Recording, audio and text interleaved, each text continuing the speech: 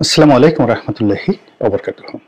সম্মানিত দর্শক, বাংলাদেশে একজন স্বঘোষিত খুনিকে নিয়ে হঠাৎ করে আলোচনা শুরু হয়েছে। এই আলোচনার যে বিষক্রিয়া এবং এই আলোচনার যে প্রতিক্রিয়া, এটার ফলে আমাদের যে মানসিক বিবর্তন ঘটেছে এবং আমরা যে একটা ভয়ঙ্কর পরিণতির দিকে এগোচ্ছি, হয়তো এই বিষয়গুলো নিয়ে অনেকেই চিন্তা ভাবনা করছেন না। প্রথমত, মেজর ডালিম কোনো সাধারণ ব্যক্তি নন। একটি নির্মম হত্যাকাণ্ড ঘটানো একজন হত্যাকারী, একজন খুনি। পৃথিবীতে কোনো কালে কোনো জমানাতেই কোনো খুনকে বৈধতা দেওয়া হয়নি। এমনকি সবচেয়ে মারাত্মক একজন অপরাধী, যিনি ১০০টি খুন করেছেন, ১০০০টি খুন করেছেন, তো সেই খুনিকেও খুন করার জন্য কখনো কোনো রাষ্ট্র, কোনো সমাজ, কোনো সুস্থ বুদ্ধি বা বিবেক কোনোদিন সমর্থন জানায়নি। পৃথিবীতে একটা বিচারিক প্রক্রিয়া, এমনকি আইএমএ জাহিলিয়াতের যুগে যখন কাউকে মৃত্যুদণ্ড দেয়া হতো, তখনও সেটার জন্য একটা সামাজিক, রাষ্ট্রনীতিক এবং গোত্রের একটা সিদ্ধান্ত থাকত। বাংলাদেশের রাজনীতিতে বঙ্গবন্ধু শেখ মুজিবুর রহমানের সকল অবদানকে আপনি কবর দিন এবং তার সকল অপরাধ, শত সহস্র গুণকে আপনি বাড়িয়ে দিন, কিন্তু তারপরেও যদি এই পৃথিবীর মানুষের জবান বন্ধ করে দিয়ে এই জমিনের সকল পশু পাখি, কীট পতঙ্গ, জন্তু জানোয়ার সকলের জবান আপনি খুলে দিন, আল্লাহ রাব্বুল আলামিনের যে প্রাকৃতিক নিয়ম, সেই নিয়ম অনুযায়ী কোনো কীট পতঙ্গ, বনের হিংস্র পশু, হায়নাদের মতো হিংস্র পশু, তারাও কোনো হত্যাকাণ্ডের পক্ষে সাফাই গাইবে না। এমনকি যে হত্যাকারী, দুনিয়াতে যারা হত্যাকাণ্ড ঘটান, তাদের এই জীবনে তার পরিণতি ভোগ করে এই পৃথিবী থেকে যেতে হয়। এমন কোনো হত্যাকারী নেই যে হত্যাকারী তার কৃতকর্মের ফল এই পৃথিবীতে ভোগ না করে এখান থেকে বিদায় নিয়ে গেছেন। সেটা পলাশীর কাণ্ড হোক কিংবা গহীন অরণ্যে, আমাজনের কোনো গহীন অরণ্যে যে কোনো কর্মকাণ্ড হোক, প্রতিক্রিয়া ঘটবেই দুনিয়ার ব্যাপারে। আর যারা আখিরাত বিশ্বাস করেন, হাসর নসর বিশ্বাস করেন, তাদের জন্য আল্লাহ রাব্বুল আলামিন যে সংবাদ দিয়েছেন সেটি হলো, যদি কোনো মানুষ এই পৃথিবীতে একটি মাত্র হত্যাকাণ্ড ঘটায়, মনে হলো যেন তিনি পৃথিবীর সবাইকে খুন করেছেন, সকল মানুষকে হত্যা করেছেন, ইনক্লুডিং তার পিতামাতাকে, ভাই বোনকে, স্ত্রী কন্যাকে, এবং সেই সকল হত্যাকাণ্ডের জন্যই তাকে দায়ী করা হবে। মেজর ডালিম তেমনি একজন হত্যাকারী, সর্বজন স্বীকৃত, একেবারে প্রমাণিত, এবং কোনো অবস্থাতেই তার এই হত্যাকাণ্ডের বিপরীতে তিনি বা তার আত্মীয় স্বজন কখনো কোনোদিন কোনো কালে সাফাই গাওয়ার চেষ্টা করেননি। হত্যাকারী। এখন আমরা যখন এই সমাজে একজন হত্যাকারীকে দেখার ব্যাপারে, তাকে তোয়াজ করার ব্যাপারে, তাকে তদবির করার ব্যাপারে উৎসাহী হয়ে উঠি, ইট মিনস প্রবল বেগে আমরা জাহান্নামের দিকে এগোচ্ছি।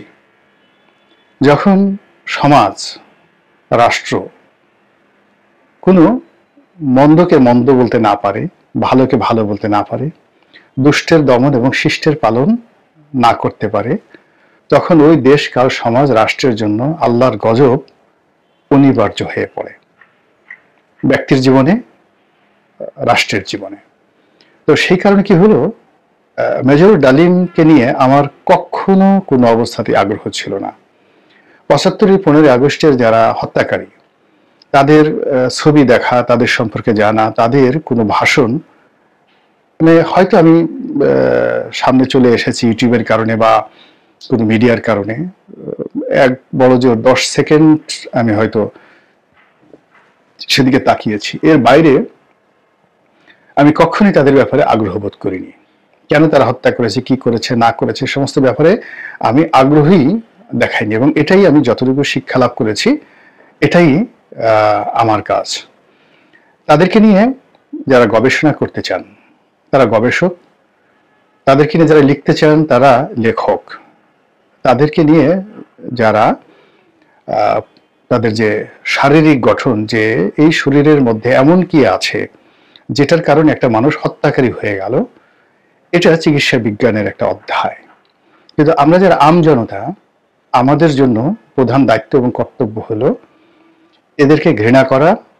যেভাবে আমরা আমাদের যে বর্জ্যর দিকে আমরা তাকাই না, আমাদের সেই সমাজের মন্দ যে দিকগুলোর দিকে আমরা তাকাই না, মুখ ফিরিয়ে থাকি।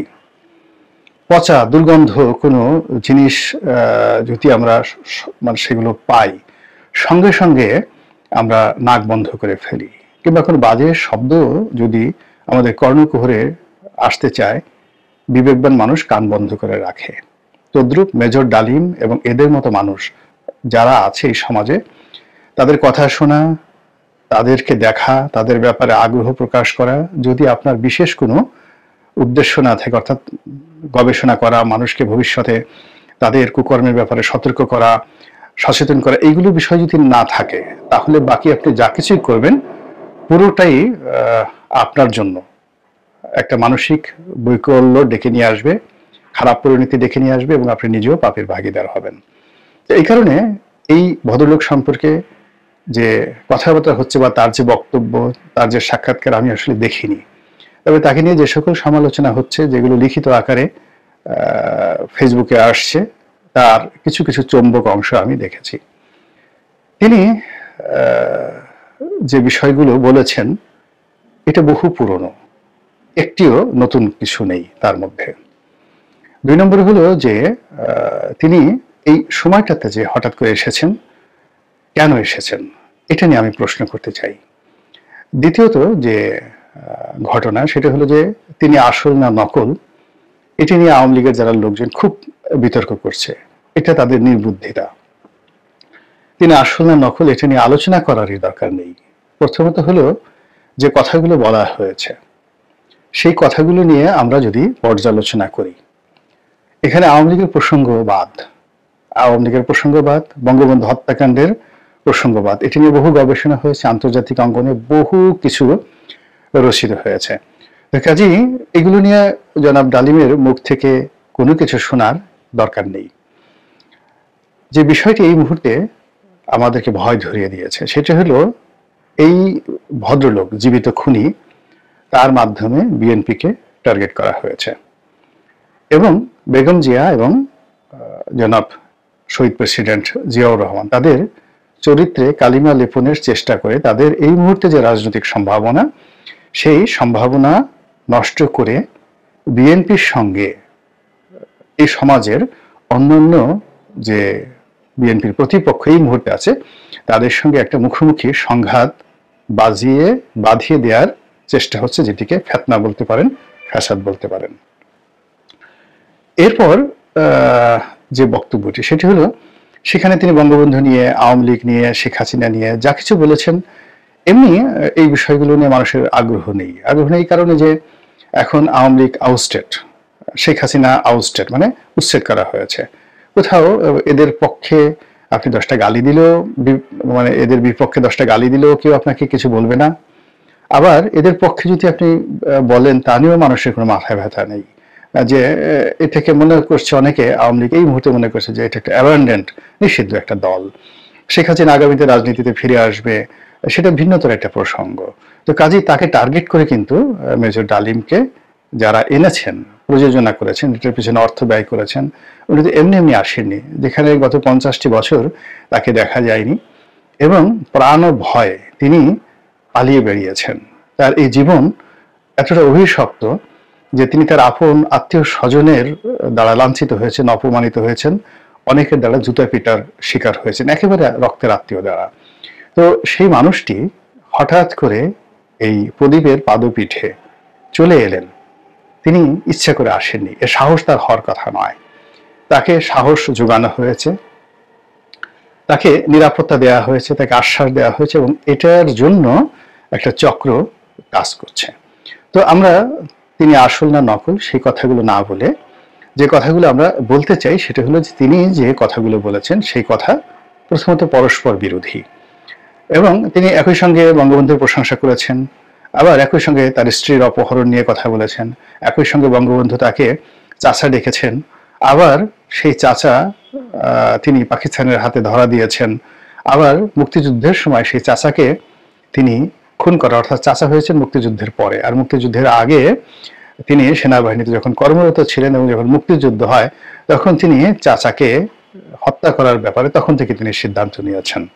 তো এখন তিনি পাকিস্তানের কারাগারে বন্দী অবস্থায় ছিলেন, তার দৃষ্টিতে তিনি পাকিস্তানপন্থী, পাকিস্তানের কাছে তিনি ধরা দিয়েছেন, তিনি অবিভক্ত পাকিস্তানের প্রধানমন্ত্রী হতে চেয়েছেন। অবিভক্ত পাকিস্তানের যিনি প্রধানমন্ত্রী হতে চান এবং পাকিস্তানের সরকারের উপর তার এতটা প্রভাব যে তিনি পাকিস্তানের সরকারকে হুকুম করেছেন যে আমাকে গ্রেপ্তার করে নিয়ে যান, এবং তাকে সেখানে রাজকীয় মেহমান হিসেবে গ্রেপ্তার করে নিয়ে গেছে। এবং তার এত ক্ষমতা, বঙ্গবন্ধুর এত ক্ষমতা যে তিনি তার পরিবারের যে নিরাপত্তা, সেই নিরাপত্তার ভার তিনি দিয়ে দিয়েছেন পাকিস্তান সেনাবাহিনীর হাতে। এটা হলো তার বক্তব্যের একটি অংশ। তো এটা যদি সত্যি হয় তাহলে তিনি ভারতের দালাল হবেন কি করে? তিনি তো আইএসআইয়ের দালাল হবেন, তিনি তো পাকিস্তানের দালাল হবেন, ভুট্টোর দালাল হবেন, কিন্তু কোনো অবস্থাতেই ভারতের দালাল হবেন না ওই সময়টিতে। তো কাজেই তার এই যে বিপরীতমুখী বক্তব্য, এটি শোনার রুচিও নেই এবং এটি নিয়ে আলোচনা না করার কিছু নেই। যে কোনো মানুষই মূলত তার প্রতি যে ঘৃণা বা তিনি যে একটি অস্থির চিত্তের অসুস্থ মানুষ, এবং সেই অসুস্থতার কারণেই তিনি এরকম একটা খুন খারাপের সঙ্গে জড়িত হয়ে পড়েছেন, এবং খুন করার পর তার মানসিক বৈকল্যটা এমন একটা পর্যায়ে পৌঁছে গেছে যে সেটিকে নিয়ে তিনি দম্ভ করেছেন, এবং গত 50টি বছর পালিয়ে থাকার কারণে তার মানসিক যে ভারসাম্যহীনতা এটা চরম পর্যায়ে পৌঁছে গেছে, এবং তিনি কোনো অবস্থাতেই সুস্থ নেই। এবং তিনি যে কথাগুলো বলেছেন এগুলো কারো শিখিয়ে দেওয়া, কারো পড়িয়ে দেওয়া এবং লিখিত বক্তব্য। এবং আরো অবাক করার ব্যাপার হলো যে তিনি যে সকল বক্তব্য বলেছেন, পরস্পর বিরোধী কথা বলেছেন, এই কথাগুলো মূলত যারা লিখেছেন তাদের লেখাপড়ার মান ভালো নয়, এবং তারা খুব তাড়াহুড়ো করে এই কাজগুলো করেছেন এবং একবারও ভাবেননি। এখানে স্পষ্টতই যে হুমকি তার মাধ্যমে, মেজর ডালিমের মাধ্যমে, সেটি হলো হু ইজ মেজর ডালিম? হি ইজ এ কিলার, সে একজন খুনি, এবং সে একজন প্রেসিডেন্টকে খুন করেছেন, আর একজন প্রেসিডেন্টকে খুন করার জন্য তিনি চেষ্টা করেছেন, জিয়াউর রহমান সাহেবকে। এবং এই খুনের ঘটনা যখন জানাজানি হয়ে গেল তখন সেনাবাহিনী, পুলিশ বাহিনী এবং সমস্ত এজেন্সি যখন তাকে গ্রেপ্তার করার জন্য সর্বোচ্চ চেষ্টা করলো তখন তিনি প্রাণ ভয়ে পালালেন, অথচ তার পালানোর কথা নয়। তো এই যে তার যে অবস্থা, সেই অবস্থায় যে তিনি দুজন প্রেসিডেন্টকে হত্যা করার চেষ্টা করেছেন এবং একটা সফল হয়েছেন আর একটিতে হননি। এখন এই বৃদ্ধ বয়সে তিনি কি আরেকটি হত্যাকাণ্ড করতে চান? সেটা কাকে? এখন শেখ হাসিনা তো দিল্লিতে, তিনি তো দিল্লিতে গিয়ে শেখ হাসিনাকে খুন করতে পারবেন না। এখন কাকে তিনি খুন করতে পারেন বা কাকে তিনি ভয় দেখাতে পারেন এই মুহূর্তে?